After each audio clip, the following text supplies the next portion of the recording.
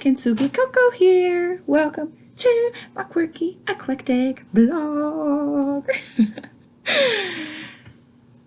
We are on day 3 of lessons I turned into blessings. And today I wanted to talk about all the times I was isolated or secluded from groups or functions or events or certain activities because of being me.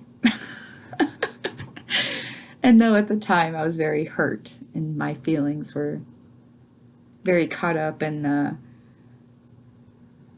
why me, what did I do to deserve this kind of thought,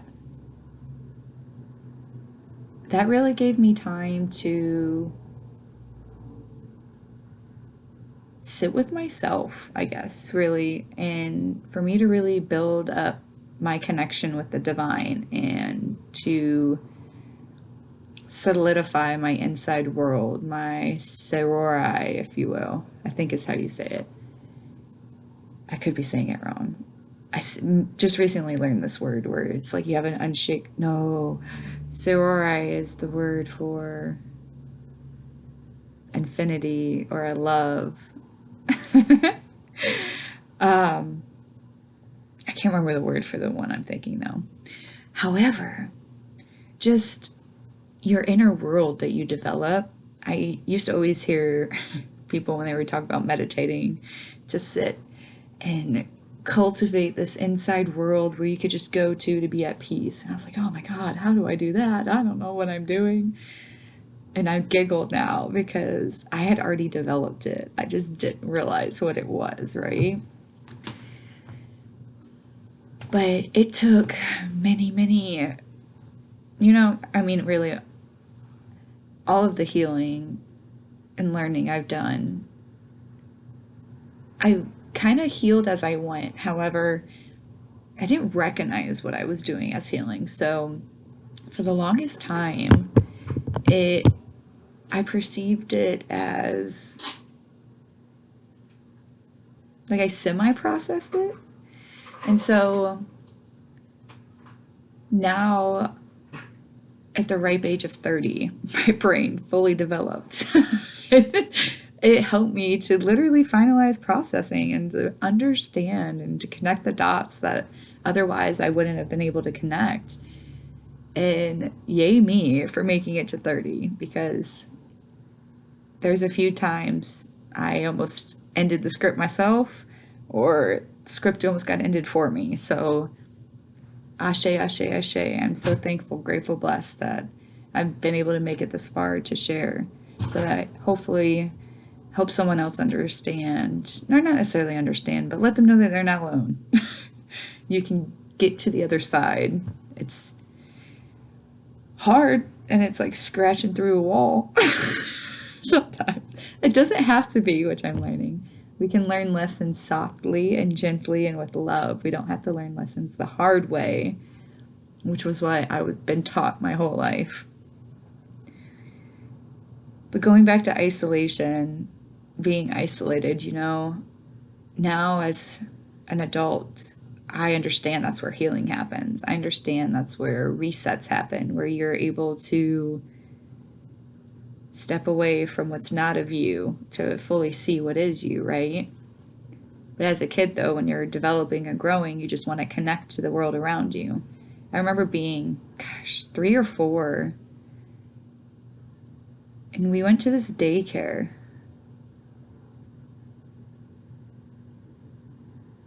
I had to be really young. It was in the town I was born in, but I used to go to this daycare that was at this house. And during nap time, I never felt comfortable enough to sleep. So I wouldn't be able to fall asleep. And because I wouldn't fall asleep, I would get in trouble. And I remember it would happen so much that they would put me in timeout during playtime, recess time, where we would be going outside. I would be put into a timeout and put into a bedroom by myself because I didn't take a nap. So I would be locked in a room to take a nap by myself while all the kids were outside playing. And literally, the even messed up was the window to the room, the only window in the room, was a window leading to the playground. So like I can watch all the kids play, but I had to stay in the room.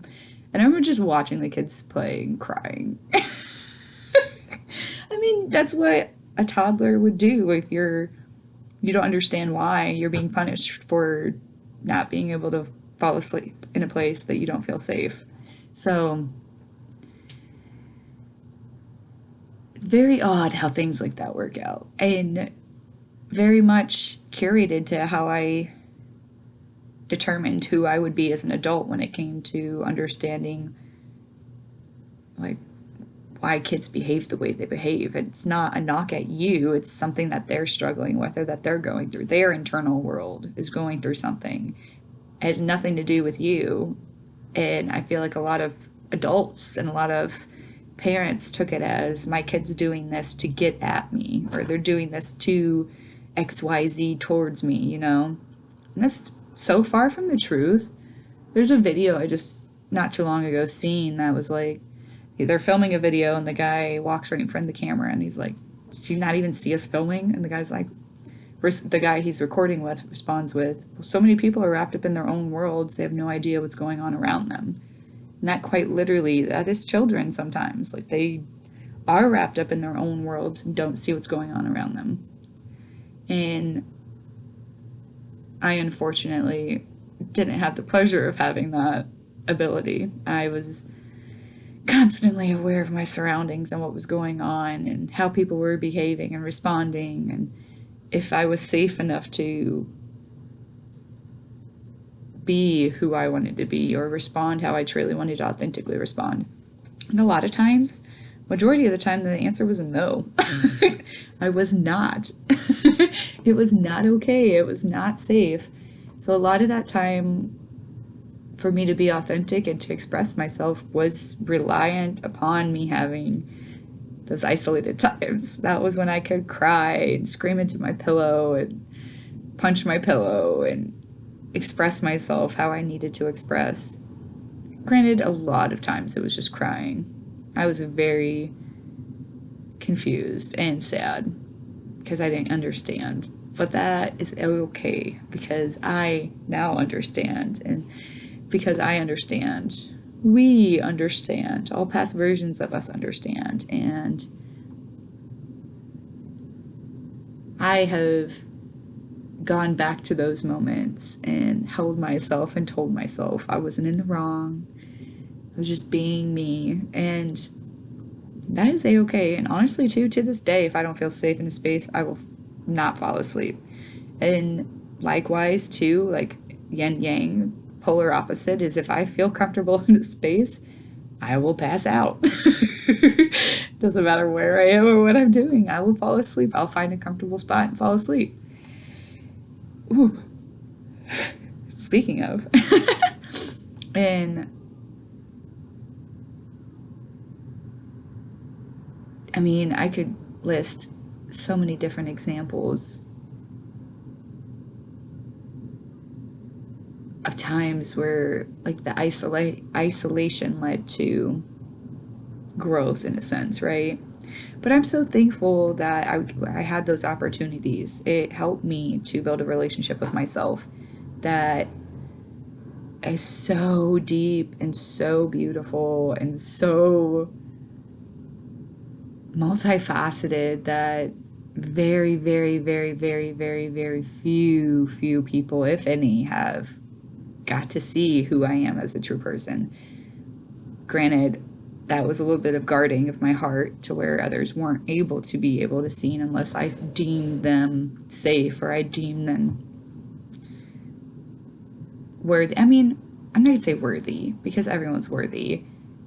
However, it's whether or not they deem themselves worthy enough to bear witness to it without being offended or taking offense to who I am as a person.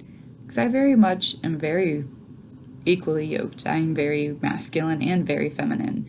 My masculinity holds space for my femininity. My femininity holds space for my masculinity so that I am the being that I am. And I'm not shy or scared to express myself. I understand this is I'm a spirit a spiritual being having a human experience. I'm meant to experience all these things. I'm meant to feel these. I'm meant to explore and create and be quirky and weird, and that's what makes my life beautiful. That's what adds sparkle to my life. Otherwise, it would be quite humdrum and boring, I would imagine. I'm learning to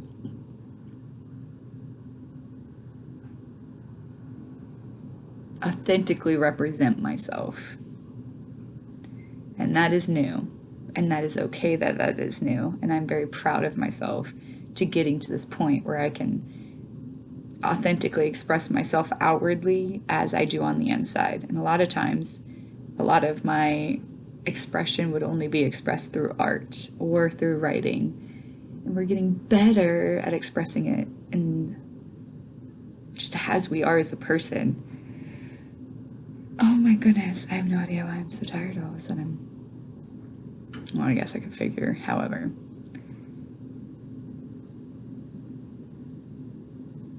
I am beyond thankful, grateful, blessed that I didn't fit into certain groups when I thought I needed to be in them. I'm so glad for the rejection that was my protection, because little old me didn't understand, but that's a-okay because big old me does. And we would not be at this point. We would not be who we are at this point had it not been otherwise. So, yay Dakota, yay Coco, yay Cody. We have done it. But like I said, so grateful for the lesson that turned into a blessing for me as far as being isolated from those who I thought I wanted to fit in with at that time. And now I look at it too, like, I don't want to fit in anywhere.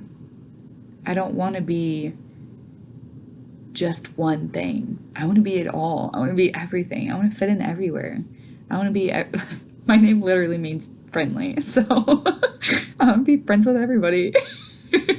I don't understand why everyone, not everyone, but I don't get how people can just be like, oh, I'm this. Oh, my Lanta. Or, oh, I'm this, or I'm this person, or I hang out with these people, or this is who my personality. No, I am it all. I am everything and all at one time. And I fully intend on just deepening that as far as I can go. Oh, I don't know that yet? Cool, let's learn it. We want to be it. We want to experience it. And that's one thing too. When you create, you don't have to create it multiple times or get recognition or paid for it to be a real thing. So you can write a poem tonight in your book, in a notebook, and now you are a poet.